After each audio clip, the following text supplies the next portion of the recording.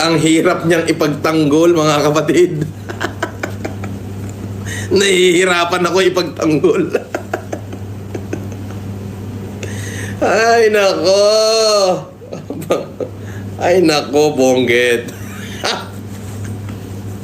Ang hirap mo ipagtanggol.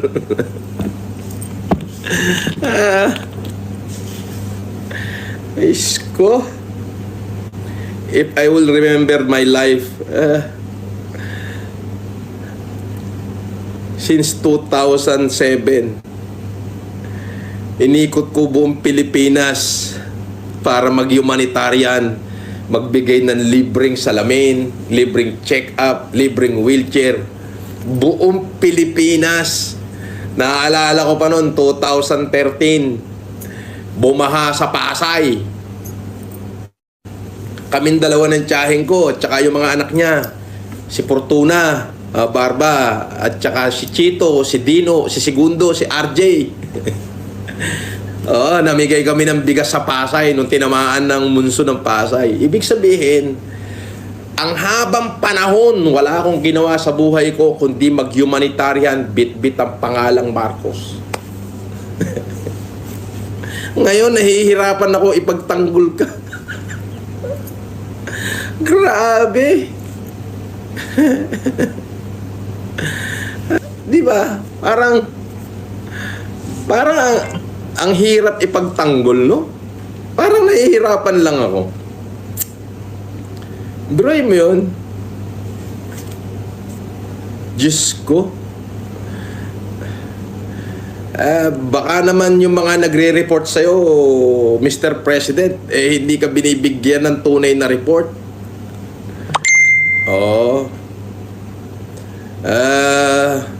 Kagalang-galang na Pangulo, yung pumasok sa KOJC, actually, hindi usapin dito yung false prophet. Sabihin na natin na si Kibuloy ay false prophet. Yes. Hindi yun ang usapin eh.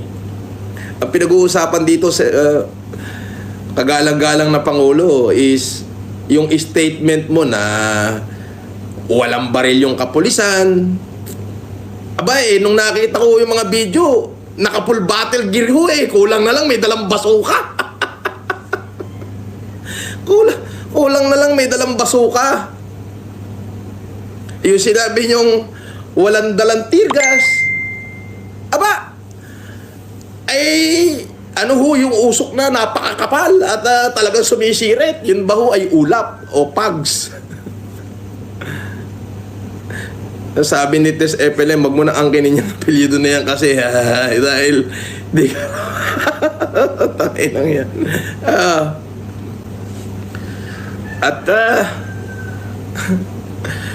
Oo, parang nahihirapan akong ipagtanggol ka eh. Diyos ko, buong buhay ko, inikot ko yung buong Pilipinas sa pag-humanitarian, bit-bit yung pangalang Marcos. Alam niyo yun? Pumunta ako ng Maguindanao. Inikot ko yan, yung buong Maguindanao na yan. Nag-humanitarian ako sa Sharif Agwak mismo, sa Sultan Kudarat, sa Sultan Mastura, sa Cotabato City. Biruin mo yun? Unfortunately, natalo tayo no, as Vice President yung tinatakbuhan mo. Nagpunta ako ng Lambayong, nagpunta ako ng Tacorong, nagpunta ako ng Lake Cebu, South Cotabato. Diyos ko, alam mo yun? Halos lahat ng bayan sa Mindanao, inikot ko. Para ano? Para mag-humanitarian, bit-bit ang pangalang Marcos. Kinausap ko yung mga MILF. Nakausap ko si Commander Gordon. Kasama ko yung mga doktor ko. Bit-bit ang pangalang Marcos. Pumunta ako ng Palawan, yung halos buong Palawan, Puerto Princesa to Rizal, Palawan. Nag-humanitarian din ako ron, bit-bit ang pangalang Marcos. To let the people know that this humanitarian act is done by us. Nagpunta ako ng Catanduanes noong 2016. Buong probinsya ng Catanduanes, alam ni Governor Buboy Cuba yan, yung 11 bayan sa Catanduanes. Binigyan ko lahat ng ng libreng salamin, libreng check-up, libreng wheelchair. Gamit ang pangalang Marcos. Diba? Ultimo Ilocos Norte, mismong sa Bintar. Kasama ko dyan sila Odette Visitacion at Janice Pascua. Ultimo sa Cordillera. Diba? Dahil nga sa pamimigay ko ng libreng salamin at wheelchair, kinasuhan ako noong 2010 ng optometry law. Buong Cagayan, Isabela. You see? Kasama ko yung mga doktor ko. Ang linis-linis ng tingin sa pangalang Marcos noon. Sa lahat ng dapuan ko. Kahit sabihin yung hindi ko dala yung pangalan nyo, kayo ang nagbe-benefit niyan. Nung COVID, isinugal ko yung buhay ko. Di ba? Ultimo Pasay, nung tinamaan ng monsoon yung Pasay, nung 2013, kasama ko si Auntie Baby. Namigay kami ng bigas, naka-record sa lahat ng dyaryo yan, sa Manila Bulletin, sa Philippine Star, sa Tribune, lahat. Andun pa si Chito, si Dino, si Segundo, si RJ. Malakas pa nun yung tiyahin natin, si Fortuna.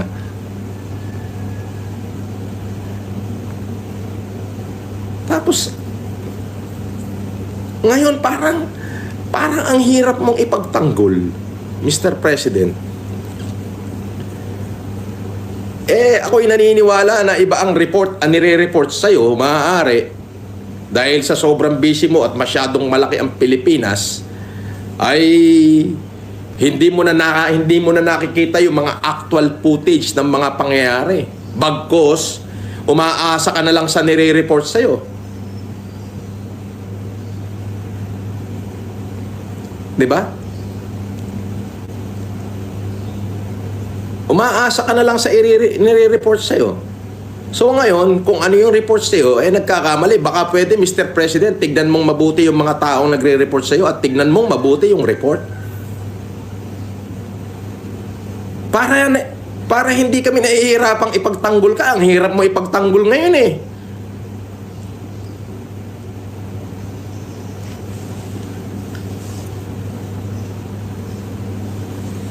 So I decided not to run this election. No? Hindi na ako tatakbo. Parang nangihinayang lang ako na lahat ng sakripisyo na ginawa ko ay parang nawalan ng saysay.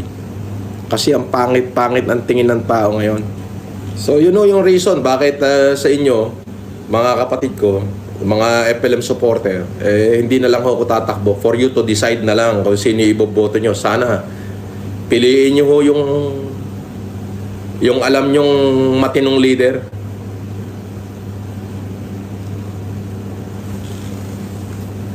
Mr. President, the people is waiting for you.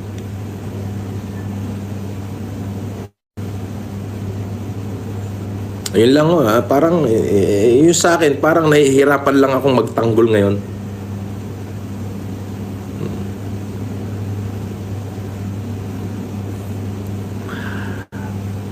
Di po ba? Ay, biruin nyo yan, from 2007, buong Pilipinas, nilibot ko, inuna ko yung Cavite, Laguna, yan ang inuna namin eh. Calabarzon muna eh, nag-humanitarian. Pagtungtong ng 2009, umakyat ako ng Cordillera. Kota, nagkakaso-kaso ko ron. Kinasuhan ako ng mga optometrist doon. Ng Integrated Association of Philippine Optometry, IPAO. Bakit? Dahil sa pagbibigay ko ng libreng salamin sa mga tao. Oo. And then, nung sa Maynila na kami naman, nagkaroon ng typhoon, malakas na monsoon sa Pasay. Bumaha yung Pasay. Abay, tinawagan ako ng tiyahin ko, ni Fortuna. Sabi niya, mamigay tayo ng bigas dyan. Ayan, nalagay ho sa lahat ng dyaryo yan. Nalagay lahat sa lahat ng dyaryo yan nung September 2013. September 30, 2013. Kasama ko ro, makikita niyo yung aming tsahin doon. Namimigay kami ng bigas. Now, nag-start na, tuloy-tuloy ang humanitarian ko na yan. Nakarating ako ng Kabikulan, dyan sa Catanduanes. Buong Catanduanes yan, ha. Nag-humanitarian ko, nagbigay ng libreng salamin, libreng check-up, wheelchair, sa Kapangang Benguet, sa Cagayan, sa Isabela, Cagayan uli, Isabela, then Palawan, and then Mindanao. Halos buong Mindanao. Yung salamin na dala namin doon kulang-kulang 1 milyon, mahigit 1 milyon piraso, hindi kulang-kulang. Kompleto ng dokumento yan.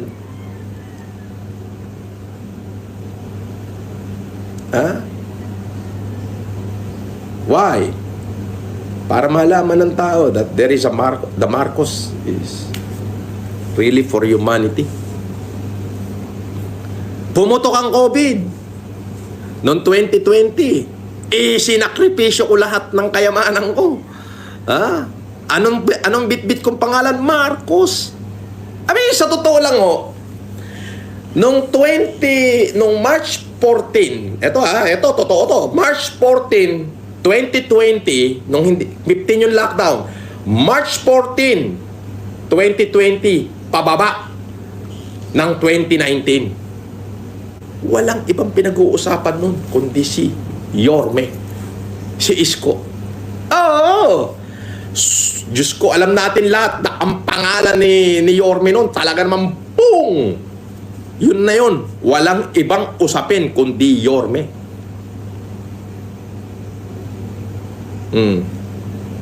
Di ba?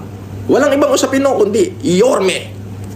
Pagtungtong ng March 15, 2020, lockdown! Nabura si Yorme. Francis Leo Marcos na usapan ng tao. Marcos. Imaginein mo yun? Marcos! Yes. Kayo po, Mr. President. Apelido nyo yan. Namesake kayo ni Presidente Marcos. Kaya yun na yung pinag-uusapan nun. Marcos na. Nabura na yung Yorme.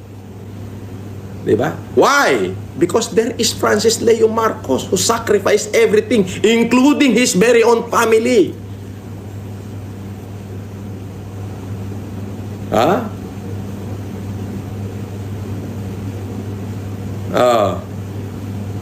Diba? Including his very own, including my own wife, sinakripisyo ko. Sino na kinabang? Ako ba? Hindi po. Kayo. Bakit? Apelido nyo yung apelido ko Ganon ko kayo yung pinaglalaban.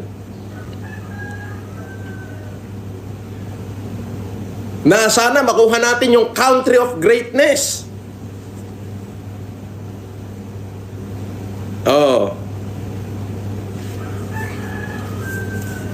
Ngayon parang nahihirapan ako ipaglabang kayo.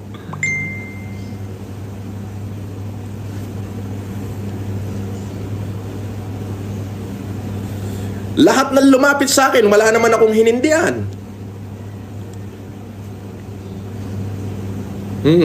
Including si Senator Aimee. Hindi ko hinindihan yan.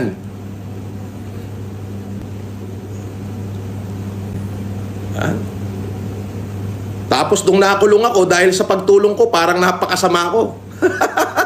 Di ho ba?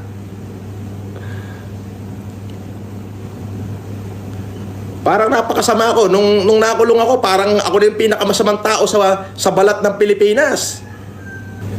Hindi po ako nanunumbat. Nagkukwento lang ako na kung bakit ngayon parang nahihirapan akong ipagtanggol ka.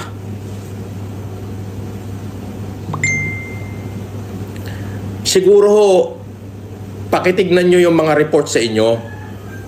Dapat merong second opinion na tama ba itong nireport sa'yo? Kasi nagmumukha po kayong nakakahiya sa mata ng publiko dahil iba ho yung kaganapan sa binibigkas nyo, Mr. President.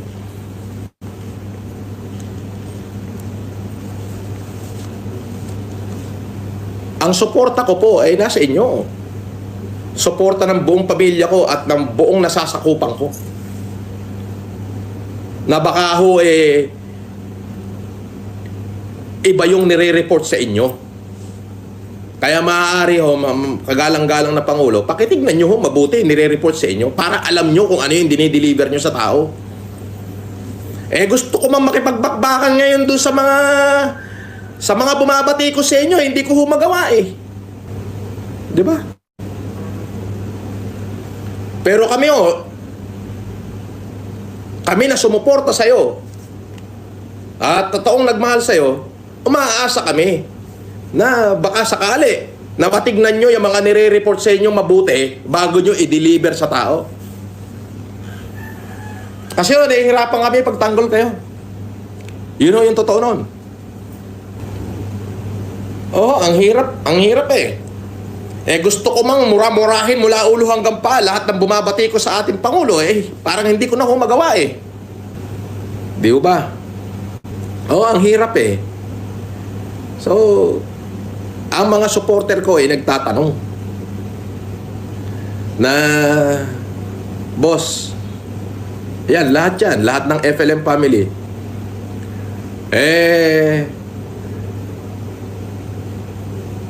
hindi po kami nagwi-withdraw ng suporta sa inyo. Sinusuportahan ho namin kayo kasi binoto namin kayo. Kaya lang ho, baka itong aking salita na to makarating sa inyo, na tignan nyo hong mabuti yung nire-report sa inyo ng kapulisan bago nyo ho i-deliver sa taong bayan. Maging maingat ho sana. Kayo naman na nagbibigay ng report sa presidente, maging maingat ho. Bakit? Ang hirap kong ipagtanggol ngayon eh. Napakahirap po eh. Hindi, sinasabi ko lang ho. Nagkukwento lang ako nung aking mga ginawa sa buhay na parang noong panahon noon nung ang daling ipagtanggol ng apelidong Marcos. Ngayon parang nahihirapan ako ipagtanggol eh. Pero Mr. President, hindi ho kami nagwi-withdraw ng support. Ang buong FLM family, including yung mga organization na affiliate po sa akin, ay buo pa rin ang tiwala sa inyo. Yun nga lang ho, sana bago kayo mag-deliver ng salita sa tao, tignan nyo hong mabuti yung nireport sa inyo at sa totoong kaganapan. Humanap ho kayo ng another second opinion na tama ba itong nire-report nila sa iyo. Kasi ho, mali eh. Mali po eh. Kasi ho, naniniwala po ako na yung mga member ho ni Kibuloy, yung mga member ho ng KOJC, ay wala naman hong kinalaman yun doon sa kanilang propeta. Kung sa tingin ninyong lahat, false prophet si Kibuloy, sabihin na natin, yes, totoo. Eh yung bang kanyang mga taga-suporta ay false na tao rin. Hindi ho, Pilipino rin ho sila. Dapat we treat them with dignity.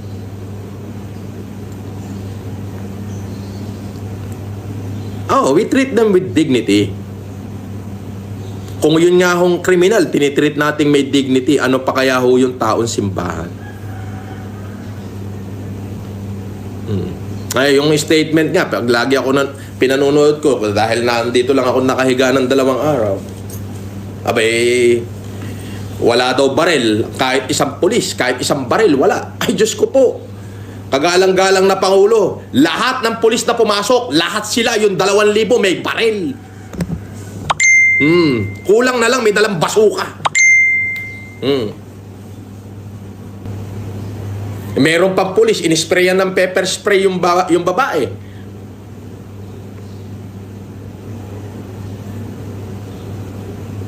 Hindi ko wini-withdraw yung pagtatanggol ko sa inyo. Ginawa ko na yan sa napakahabang panahon. Because they asked me to do so. Kaya lang, nahihirapan lang ho ako ipagtanggol kayo ngayon. Eh, yung bumabat